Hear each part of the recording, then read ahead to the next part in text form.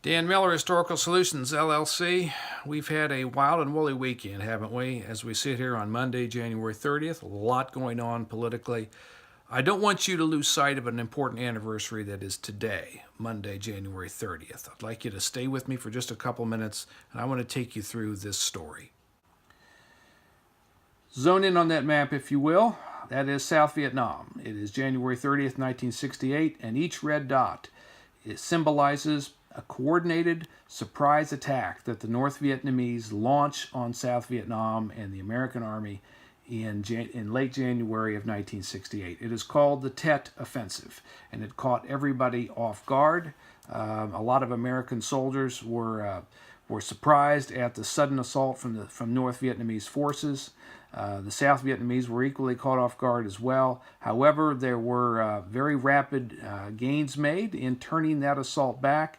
At the end of the day, the South Vietnamese and their American allies scored a great victory, exacted huge losses from the North Vietnamese. So large were those losses that North Vietnam could not undertake another significant military campaign in the rest of 1968. It was an American victory in the end, and it needed to be understood as such.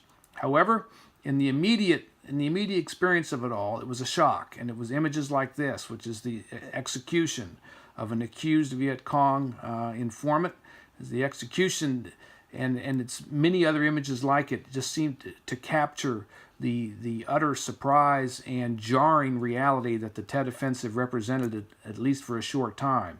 Walter Cronkite, on that night's evening news broadcast from CBS, announced that the Vietnam War was no longer being won. This was a severe setback for American forces and their South Vietnamese allies. The rest of the American media picked up on much of that, and all of a sudden, opposition to the war began to grow with leaps and bounds. The reality on the ground and the perception in the air did not match. Lyndon Johnson is watching Walter Cronkite right there, you can see on the television. He's watching him and he's realizing that when he loses Walter Cronkite, as Johnson said, I've lost Middle America. And so the Tet Offensive began to crack American resolve and American support for the war in a much bigger way than it had prior to that. What ends up happening is Lyndon Johnson resigns, withdraws from the presidential election of 1968. He was the sitting president, a Democrat. He could have sought re-election.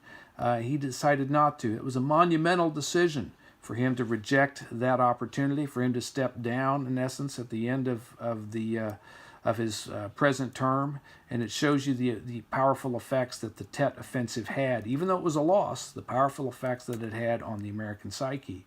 Here are some lessons I'd like you to take away from this. There can be a tremendous gap between facts on the ground and perceptions in the air. That was what happened at Tet.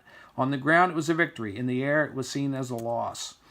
Your leadership is somewhere in this equation. You're either on the ground with the facts, or in the air with the perceptions, or you're in the dangerous gap in between. Lyndon Johnson was in part responsible for the gap in between. Perspectives produce perceptions. Walter Cronkite wasn't necessarily wrong because everybody had been told it was a victory, that things were going well. And this was, in fact, a shock to everyone's system. So perspectives can produce perceptions. The end of the event is not the end of the effects. Even though Tet turned around from an American perspective into a victory, that did not save Lyndon Johnson. Lyndon Johnson was a demoralized leader by the time you get to the end of March, and that's when he declares that he's withdrawing from the race. So the end of the event did not stop the event's effects from continuing to echo and reverberate out from where that it was. I'm Dan Miller, Historical Solutions, LLC. This has been our recollection of Tet and our connection to your leadership in 2017. Thanks for listening. Thanks for watching, and I wish you all the best.